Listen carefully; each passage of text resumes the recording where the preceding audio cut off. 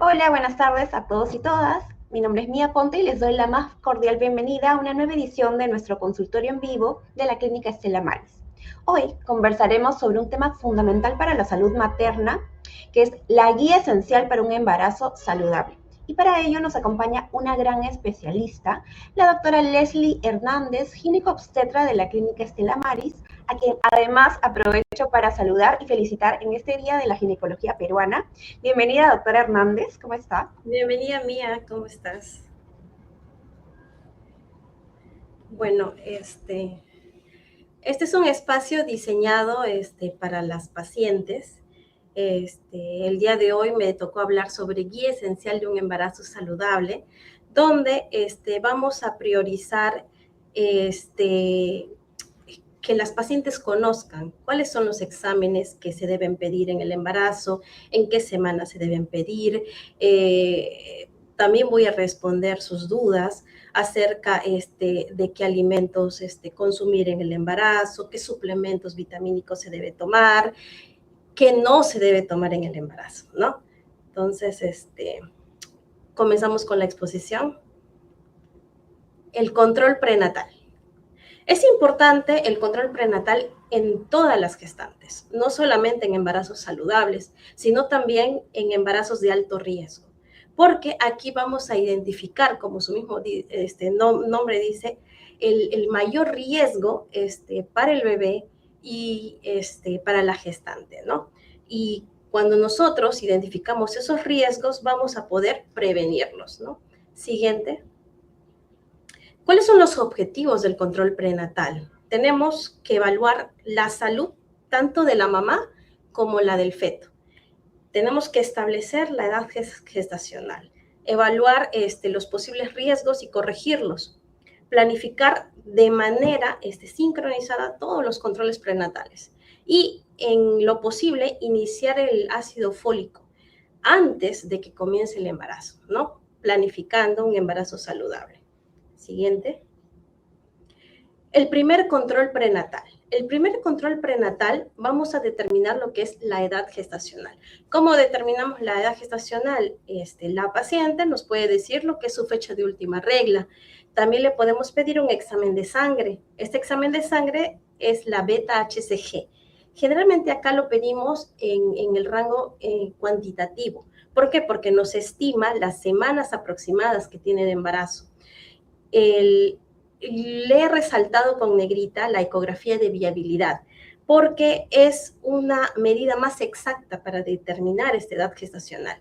Y si no contamos con ninguno de los medios, podemos también determinarlo por una altura uterina.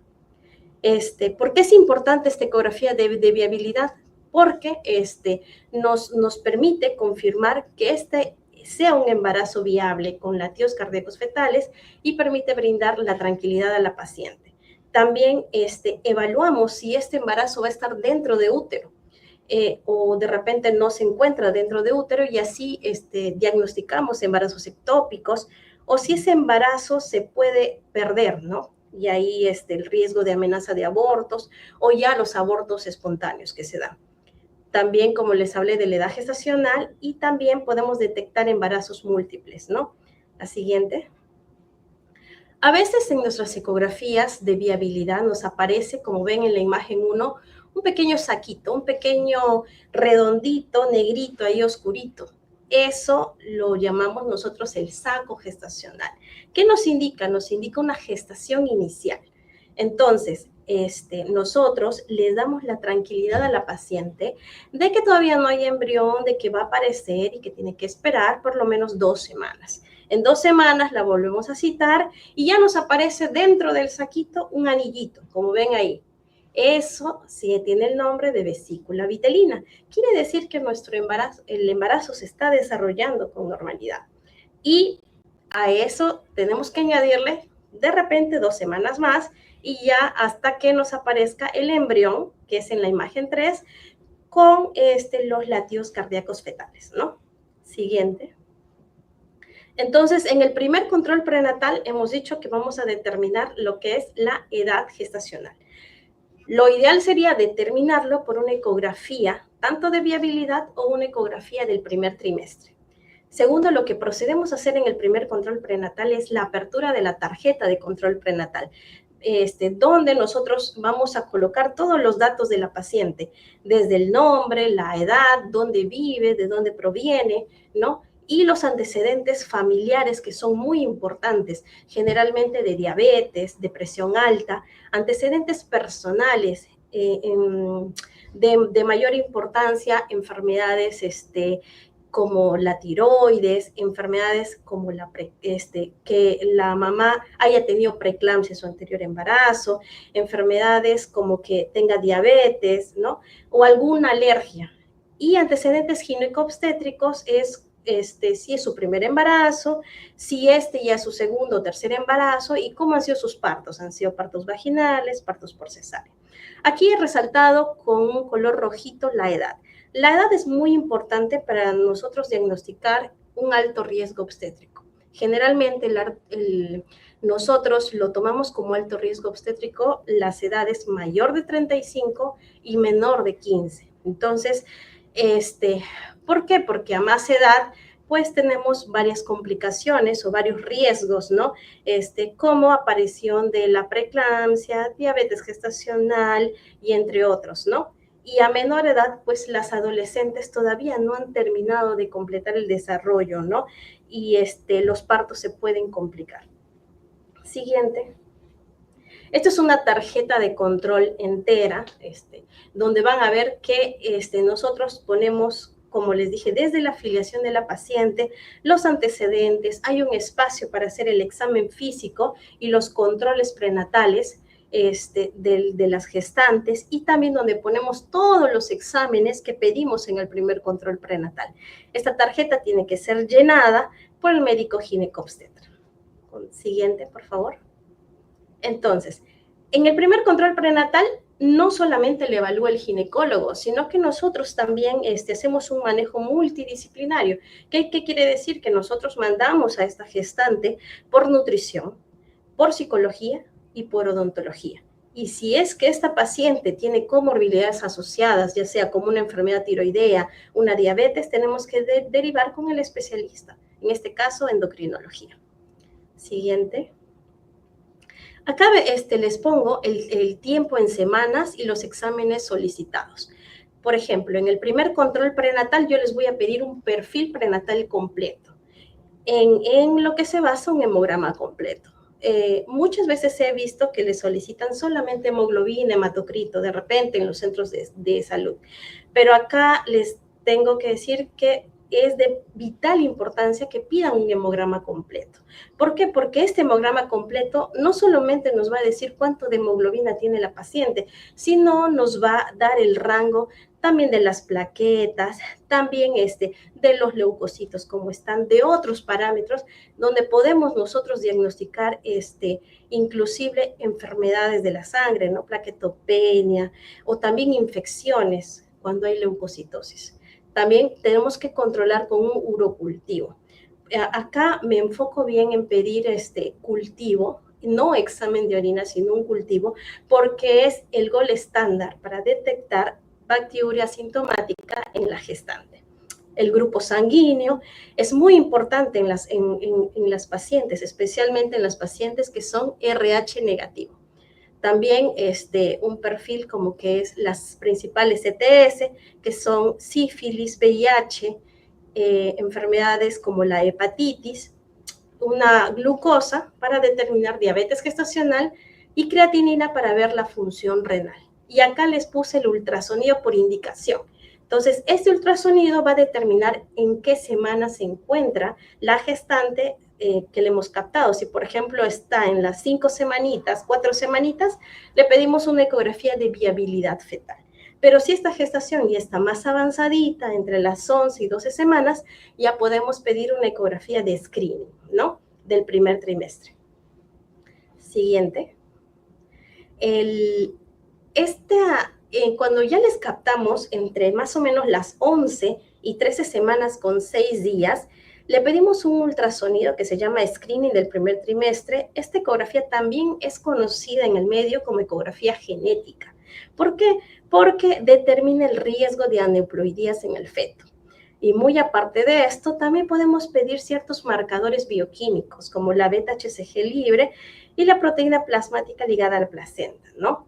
En este ultrasonido también vamos a estudiar las arterias uterinas. Es muy importante estudiarlas. ¿Por qué? Porque esto nos va a determinar el riesgo de esta paciente de desarrollar preeclampsia, ¿no? La presión alta en el embarazo. Y esto lo podemos determinar en el primer trimestre. Siguiente. Acá les he puesto como un protocolo de seguimiento prenatal. Les he puesto uno clásico, que sería, bueno, actualmente algunos lo siguen usando, es un protocolo donde enfoca a la madre gestante y los controles como una pirámide, ¿no? Donde los controles iniciales generalmente los hacen más espaciados y los últimos controles, que a partir de las 36, 37 semanas, recién los hacen más frecuentes, ¿no? Esto fue un protocolo clásico y antiguo. Lo que se está fijando ahora es invertir esta pirámide para tener un énfasis mayor en el primer trimestre, ya que en el primer trimestre podemos diagnosticar múltiples enfermedades. Siguiente. Y este es lo que les hablé de la pirámide invertida, ¿no? Meter más énfasis en lo que es el primer trimestre, generalmente entre las 11 y 13 semanas con 6 días. Hacer una muy buena ecografía genética, ya que de ahí vamos a determinar riesgo de aneuploidías, riesgo de parto prematuro, riesgo de preeclampsia, y esto lo podemos combinar con marcadores bioquímicos, ¿no? Y después, a las 20 semanas, una buena ecografía morfológica. O sea, priorizar la semana 12, más o menos hasta la semana 20, 22. Una buena ecografía genética, una buena ecografía morfológica. Y cuando ya tenemos un adecuado desarrollo fetal, ya podemos espaciar un poquito más los controles, ¿no? Como acá dice, ya hasta las 36, 37. Si todo bien, esto va a ir bien, ¿no? Siguiente. Las complicaciones potencialmente que podemos detectar en el primer trimestre, como ya les he dicho, son las malformaciones, cromosomopatías, abortos, riesgo de parto prematuro, riesgo de preeclampsia, diabetes, macrosomía y las restricciones de crecimiento de los bebés. Siguiente. Si ven acá, esta es una ecografía de screening del primer trimestre, la ecografía genética, ¿no? ¿Qué es lo que las mamás debemos conocer? Realmente esta es una ecografía que el médico ginecobstetra lo pide porque es muy esencial, y que la mamá tiene que ver que le vean el huesito nasal en el bebé, en la naricita. Ahí está en la diapositiva marcado lo que es el huesito nasal y la translucencia detrás de la nuca. Nosotros tenemos un parámetro para determinar el riesgo de aneuploidía, síndrome de Down, ¿no? Hay otros parámetros como son la regurgitación tricuspidea, ductos venosos, que ya su ginecólogo les va a explicar. Siguiente. Entonces, ¿para qué nos sirve esto? Como dice, esto diagnostica del 90, 93 hasta 96% de aneuploidías. O sea, con esta ecografía genética podemos determinar el riesgo de malformaciones, ¿no? Un síndrome de Down o otros síndromes, ¿no? Y combinado más con suero, con un examen bioquímico, ya sea con la beta-HCG libre o la proteína plasmática ligada a la placenta, esto aumenta su especificidad. Siguiente.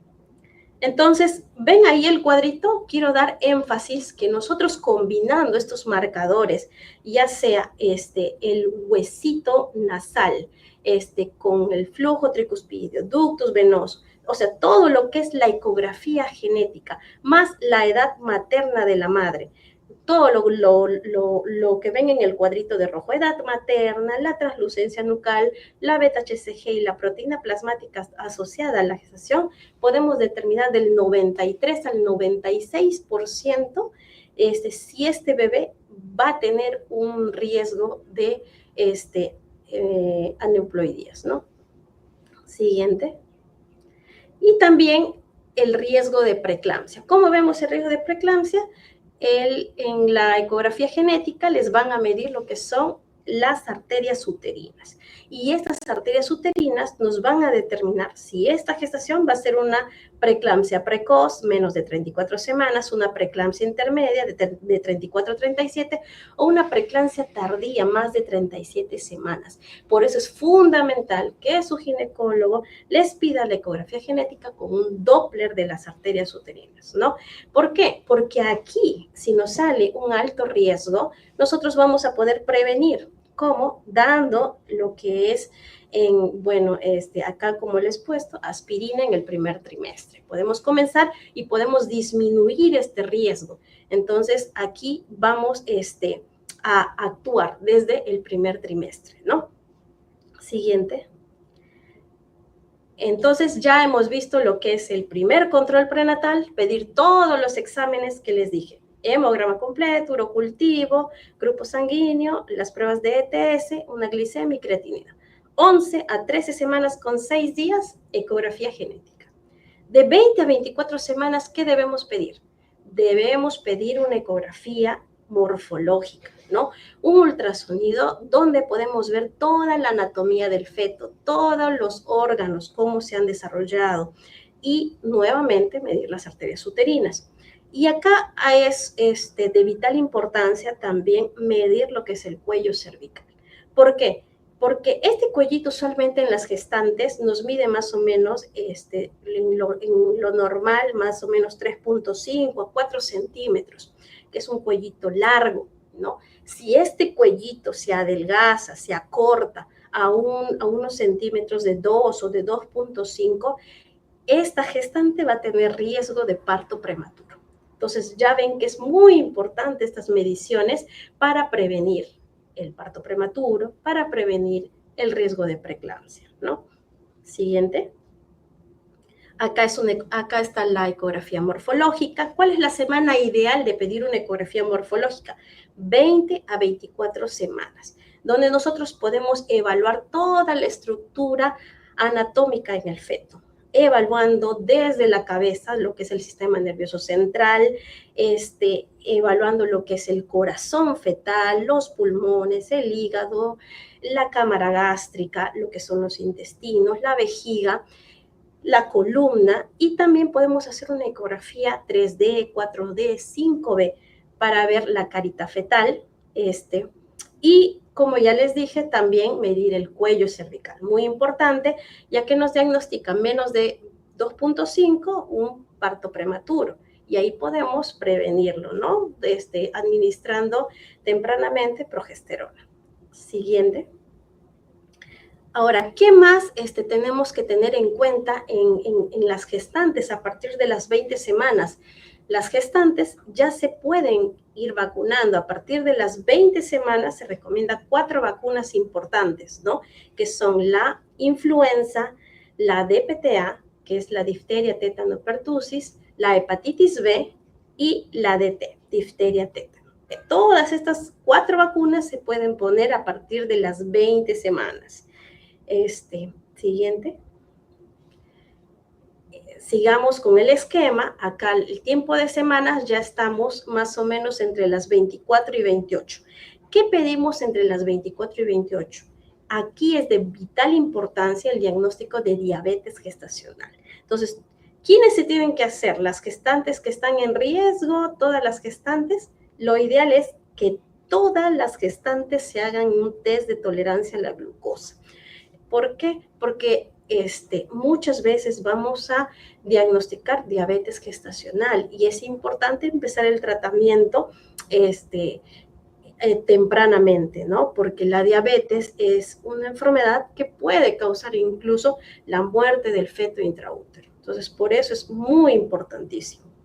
En pacientes que son RH negativos, también en estas semanas, más o menos entre las 26, 28 hasta 34 semanas, se puede poner lo que es la vacuna anti-D, ¿no? Y también en esta semana, en este periodo de semana, a partir de las 28 semanas, en la clínica Stella Maris, nosotros iniciamos lo que es la psicoprofilaxis materna, las cuales pueden tener como 6 sesiones y también participa el esposo, ¿no? Siguiente. Y acá lo que les dije de la diabetes gestacional. Muy importante, ¿entre qué semana? Entre la semana 24 a la semana 28. ¿Cómo se hace? Se le da una bebida azucarada con 75 gramos de glucosa anhidra y esto hacemos una medición postprandial. Primero se mide un basal en ayunas, después medimos a la hora y después medimos a las 2 horas. Esto nos van a dar ciertos valores. Si está patológico, nosotros vamos a controlar el embarazo con endocrinología, ¿no? ¿Quiénes son las que pueden tener factores de riesgo para desarrollar una diabetes gestacional? Aquellas mamás con un IMC superior a 30, ¿no? Antecedentes de diabetes gestacional o macrosomía en su anterior embarazo, antecedentes de diabetes en la familia materna, en la familia paterna. Y también hay etnias con una alta prevalencia de diabetes. ¿Por qué es importante el diagnóstico? Ya les dije, lo peor podría ser una muerte fetal intraútero. Entonces, ¿qué es lo que puede causar? Estos bebitos de madres diabéticas, estos bebitos, como están sometidas a altas cargas de glucosa, estos bebitos crecen. Entonces, son bebés súper grandes de 4 kilos, que llegan a más de 4 kilos, son bebés macrosómicos. Entonces, esto también produce obesidad materna. Y lo peor, una muerte fetal, ¿no? Siguiente. Ya estamos en las 28 a 36 semanas. ¿Qué hacemos en este preámbulo de las 28 a 36 semanas? Nosotros vamos a pedir ecografía de crecimiento fetal. ¿En qué se basan estas ecografías? Que vamos a medir la biometría fetal, cuánto tenemos de peso del bebé, vemos la placenta, dónde está ubicada, vemos la cantidad de líquido amniótico, vemos los movimientos tanto respiratorios como corporales del bebé y también vemos lo que es un estudio Doppler completo del feto, donde nos indiquen que el bebé está en un buen estado, ¿no? ¿A qué edad sugerimos más o menos estas ecografías? Lo que sugerimos es en un ámbito de 28 a 30 semanas una ecografía de crecimiento. Después 32 a 34 semanas, segunda ecografía de crecimiento. Y en la última ecografía de crecimiento puede ser de las 36 a 38 semanas, ¿no? 3 ecografías de crecimiento y 2 ecografías especializadas, que son genética y la morfología. Aquí, más o menos en las 28 semanas, nosotros volvemos a repetir los exámenes de laboratorio, ¿no? Siguiente. Ahora, ¿cuál es el consejo nutricional para toda mamá gestante? Las mamás gestantes tienen que consumir alimentos cocidos, ¿no? Lavarse bien las manos, lavar bien lo que son las verduras, las frutas y las hortalizas, ¿no? ¿Qué se debe evitar en el embarazo? Consumir leche no pasteurizada, quesos blandos, carne cruda o cualquier comida que no esté cocida o esté mal cocida para evitar la listeria. Otra infección que pueden adquirir bastante las gestantes puede ser la salmonela. Entonces, ¿qué tenemos que evitar? Evitar comer huevos crudos, huevos mal cocidos o comidas que contengan mayonesa. Siguiente. Otro consejo nutricional es que la gestante tiene que empezar a tomar lo que es ácido fólico.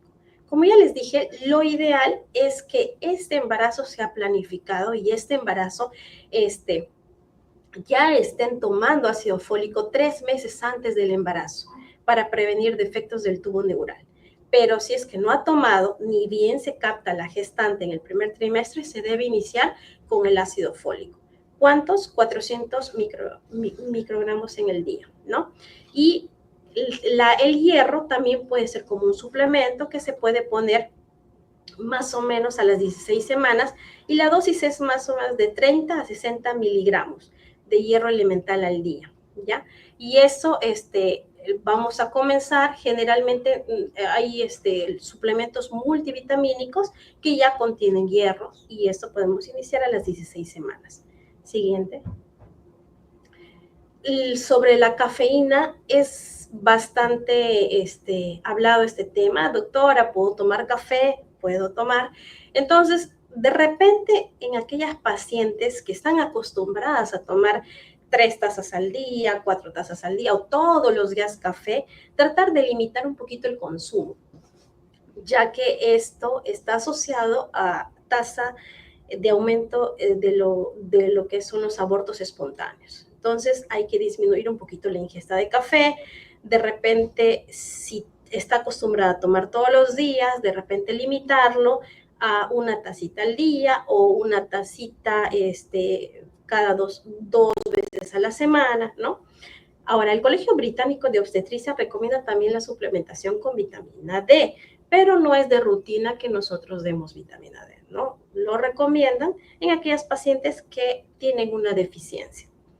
Lo que sí se ha visto es que también es muy beneficioso una suplementación con DHA.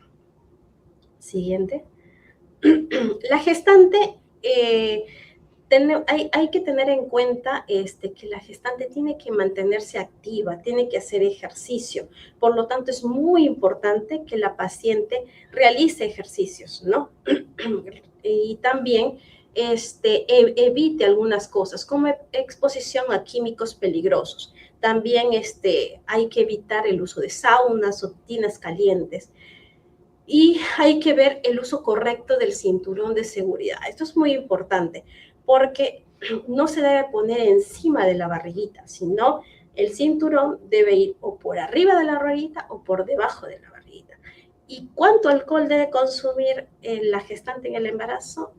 Nada, cero tolerancia. Siguiente.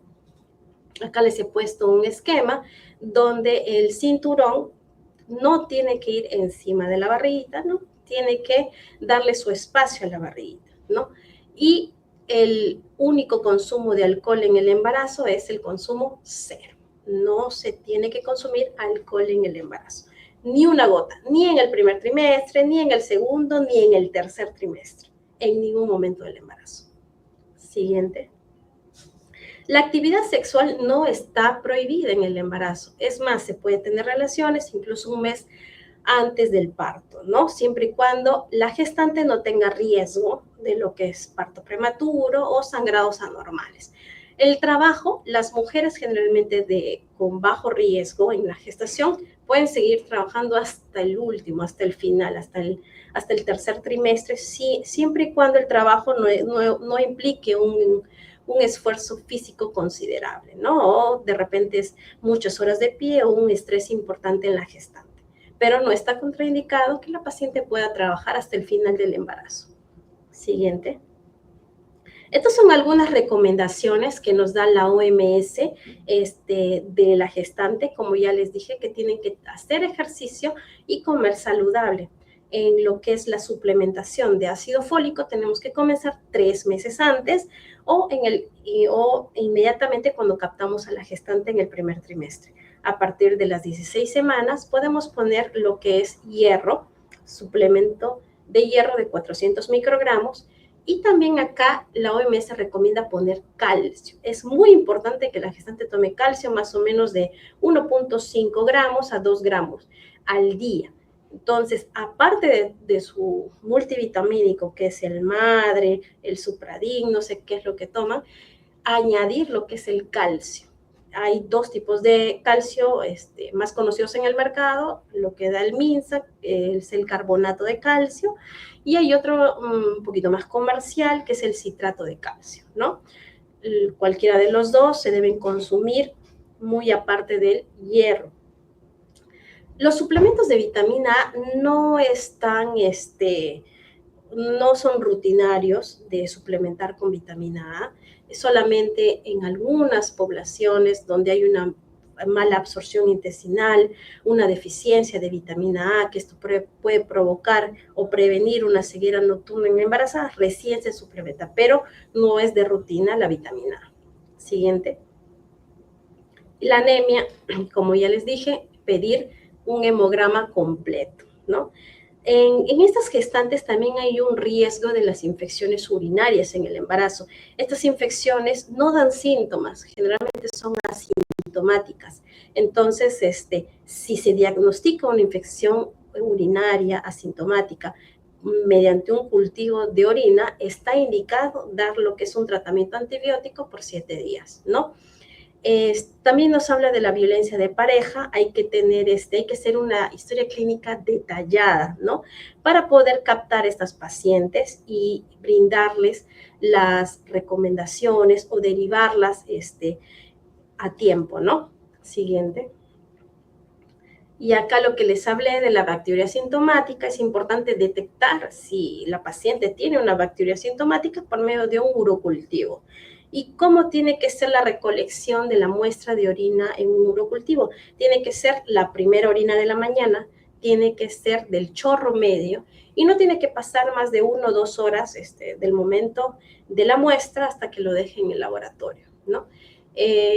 También en aquellas pacientes que tienen múltiples infecciones recurrentes en el embarazo, se puede dar un tratamiento antibiótico profiláctico, ¿no? Habla de que es importante también poner la vacuna, lo que es administrar una profilaxis de inmunoglobulina anti-D en embarazadas RH negativos en la semana 28-34. El tratamiento antiemíltico es un poco controversial, porque si la gestante se encuentra con una parasitosis, generalmente estos medicamentos no son categoría A y B en el embarazo, son C y D. Entonces, hay que tomarlo con pinza. Si es que es muy recurrente, no hay que dar en el primer trimestre, hay que dar de repente en el tercero, pero hacer un buen diagnóstico primero. Las vacunas que ya les hablé, la antitetánica, siguiente. Y aquí unas intervenciones comunes, qué es lo que podemos hacer frente a los cambios fisiológicos, ¿no?, que hay en la gestante. Frente a náuseas y vómitos, para aliviar esto, tenemos por ejemplo, medidas como el jengibre, que es el quión. También podemos tomar vitamina B6 o acupuntura, ¿no? Para la acidez gástrica, solamente si es demasiado la acidez, podemos dar antiácidos. Si no, solamente medidas correctivas. ¿Cuáles son? Mejorar lo que es la alimentación, prevenir asesorándonos, viendo cómo es nuestro régimen alimenticio, ¿no? De repente bajando las porciones de comida, tratar de no comer muy tarde en la noche, ¿no? Hay pacientes que tienen calambres en las piernas y hay pacientes que me refieren esos dolores musculares. De repente pueden ser por falta de vitamina de calcio, de magnesio. Entonces, sí podemos suplementar de magnesio y calcio en el embarazo, ¿no? Para aliviar también estos calambres. También podemos dar masajes como una medida, ¿no? Hay pacientes que también sufren de lumbalgia y dolor pélvico. Para eso son los ejercicios en el embarazo muy importantes. Hay unas fajas que son para que sostengan un poquito la barriga y carguen con un poquito del peso fetal. Eso ayuda bastante. Y si eso no ayuda, también hay terapias, como fisioterapias. Para el estreñimiento, lo ideal es salvado de trigo o otros productos que contienen, otras comidas que tengan alto contenido de fibra. Y en el embarazo también les puede salir venas, varicosas, edemas. ¿Qué es lo que podemos hacer? Elevar los miembros, más o menos a la altura del corazón. Si eso no funciona, podemos usar unas medias compresivas, ¿no? Que eso nos ayudaría bastante. Siguiente. Bueno, eso da por finalizado mi exposición. Espero que haya sido productivo, me hayan entendido y paso a contestar algunas preguntas. Por supuesto, doctora, muchas gracias por su interesante exposición y a continuación vamos a leer algunos comentarios y aprovechamos para comentarles que si tienen alguna pregunta, no duden en escribirnos porque la doctora Hernández estará gustosa de respondérselas. Vamos con la primera comentario. Gracias, Kimberly Fernández, por estar conectada. Kimberly dice, doctora Leslie, buenas tardes. ¿Con cuánto tiempo de anticipación debería tomar ácido fólico? Lo que yo les digo a todas mis gestantes es que lo ideal es que si tú quieres embarazarte, lo planifiques. Entonces, y planifiques tomar ácido fólico antes de embarazarse. 3 meses antes es lo recomendable, tomar ácido fólico. Ya sabes, Kimberly. Y también ella pregunta si es necesario que el varón también tome. Bueno, no, en el varón no es necesario, es más en la madre gestante, ¿no? Para prevenir los riesgos del defecto del tubo neural, ¿no? Generalmente la espina bífida, ¿no? Vamos con la siguiente pregunta. Claudia González nos pregunta, doctora, ¿puede explicar qué es la preeclampsia y cómo la identifico? ¿Cuáles serían sus síntomas? Sí, mira, la preeclampsia es la presión alta que aparece en el embarazo, pero tenemos que definir dos posiciones. Uno es antes de las 20 semanas, si te aparece presión alta, no es preeclampsia como tal, sino es una presión que tú ya venías teniendo antes del embarazo y de repente recién te han diagnosticado, entonces ahí es hipertensión crónica, o sea, ya viene antes de las 20 semanas, es que tú has venido con esta presión antes del embarazo. Preeclampsia nosotros le llamamos a la presión que aparece después de las 20 semanas, una presión elevada después de las 20 semanas. ¿Cómo lo diagnosticamos? Después de las 20 semanas, en los controles prenatales, nosotros tomamos a todas las gestantes la presión arterial. Les medimos incluso en los dos brazos. Entonces, a raíz de eso, si nos aparece una presión mayor o igual de 140, la sistólica y la diastólica de 90, nosotros estaríamos frente a una preeclampsia, ¿no? Claro, pidiendo otros exámenes. ¿Cuáles son los síntomas principales? Puedes tener un dolor de cabeza intenso, siempre asociado con la presión, zumbido de oídos, ¿no? También visión borrosa, ¿no? Lucecitas como destellos que vemos. Y hasta podemos tener convulsiones en un caso más grave, ¿no? Muy interesante. Y vamos con el siguiente comentario. Malena SF, gracias Malena por estar conectada. Ella nos dice, ya tengo 20 semanas y sigo con náuseas nocturnas. ¿Se me pasará o ya me quedarán hasta el fin del embarazo? Lo ideal, bueno, en un embarazo, es que la hormona de la progesterona tiene su pico máximo de ascenso, más o menos entre las 9 y 10 semanas, es donde hay mayores molestias con las náuseas, con los vómitos. Después, ese pico de progesterona va bajando y se mantiene en una meseta. Entonces, puede quedar ciertos efectos, ¿no? de las náuseas, pero ya no van a ser continuas como han sido en el primer trimestre, van a ser más llevables, de repente uno al día o dos veces al día. Como dices, es nocturna, de repente, como tienes 20 semanas, hay que esperar un poquito porque poco a poco va a ir pasando. Si es que no pasa, de repente hay que ver hasta cuán tarde comes, ¿no? De repente comes 10 de la noche, 11 de la noche, y también eso provoca, ¿no? De repente comer máximos antes de las 8 de la noche y algo ligero, ¿no? ¿Alguna otra pregunta? Bien, Malena, esperamos haberte respondido. Sí, tenemos otro comentario de Vanessa Trujillo. Gracias, Vanessa. Ella dice, buenas tardes, estimada doctora. Le comento, el día 25 me enteré que estaba embarazada con una beta de 253. Me hicieron una eco y salió solo endometrio grueso, pero el sábado me hice una prueba de sangre nuevamente con la ginecóloga, su colega, la doctora Lavado, y salió 788. Justo eso es lo que les decía. Generalmente, al principio, cuando nosotros tenemos una gestación incipiente que no se ve o una gestación inicial que recién va a aparecer el saquito, nosotros vamos a tener con saco gestacional una beta aproximadamente de 1500 a 2000. O sea, de 1500 a 2000 nosotros recién vamos a tener el saquito que he mostrado yo en la ecografía. Entonces, si tú todavía estás en un rango, bueno, estuviste en un rango de 253 y ahora está en 780, es probable que todavía no haya saco. Entonces, lo que yo te recomiendo es que esperes las 2 semanas exacto, para que vuelvas a dosarte de repente una beta-HCG cuantitativa o ya sacarte otra ecografía, ¿no? Pero no desesperes, si es que no hay sangrado, no hay un dolor pélvico, moderado, entonces tu gestación va bien, porque hemos visto una subida de la beta de 253 a 780. Entonces solo te pido que esperes con tranquilidad 2 semanas más. Ya sabes, Vanessa, esperar y para sacarte tu eco y que ya puedas visualizarlo.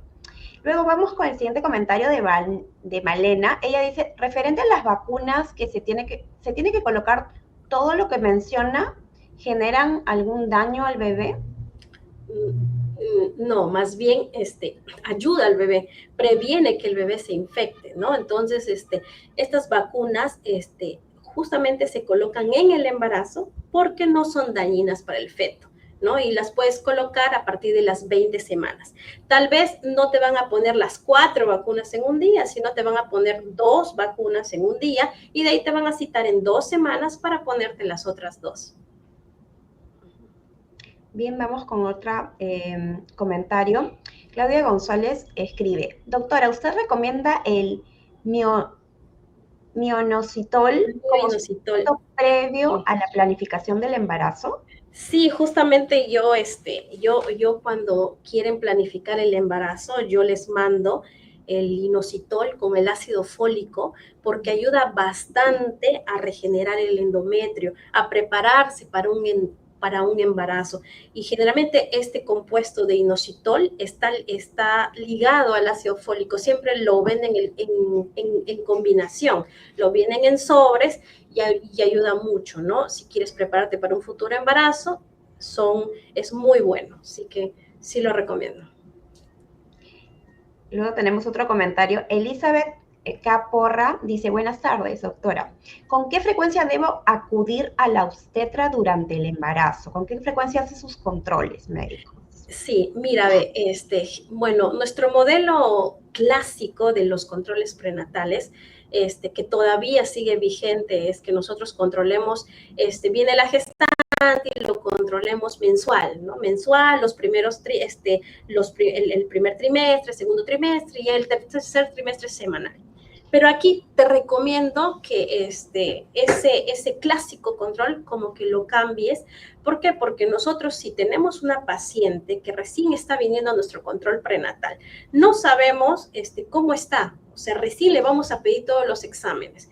La paciente se va a hacer sus exámenes y no vamos a esperar al mes para volver a verla y de repente ya está con una infección urinaria. Entonces, un mes sin tratamiento. Entonces, lo que yo siempre les recomiendo es, hacen su primer control prenatal. Está bien, les van a decir, vuelvan al mes. No.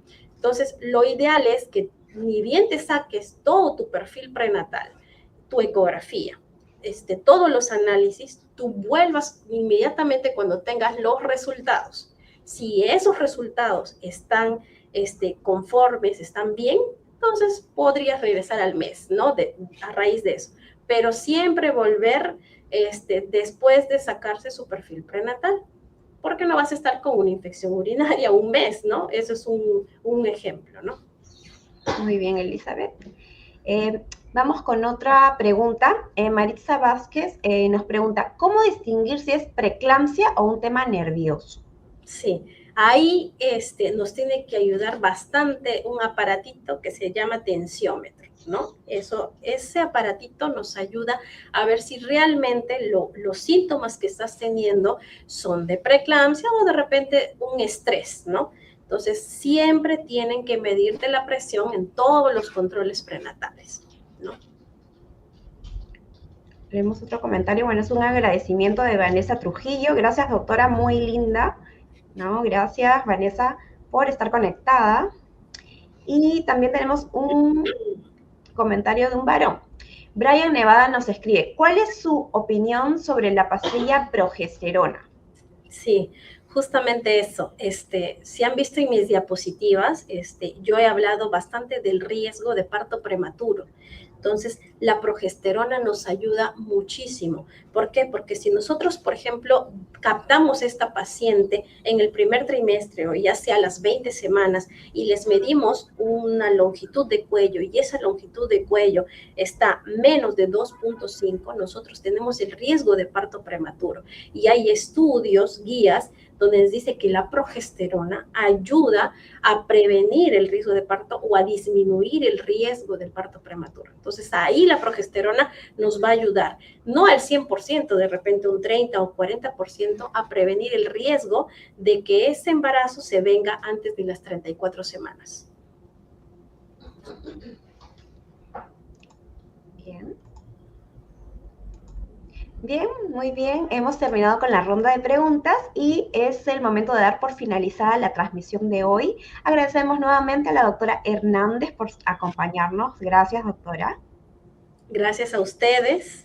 Les invito a que vengan a controlarse a la clínica Stella Maris. Tenemos tanto paquete de control prenatal, tenemos paquete para el parto también.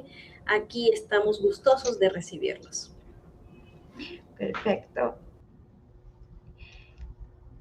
Listo, y les recordamos que pueden programar sus citas en cualquiera de nuestras más de 40 especialidades médicas a través de la página web que aparece en pantalla. Gracias por conectarse y nos vemos hasta una próxima edición.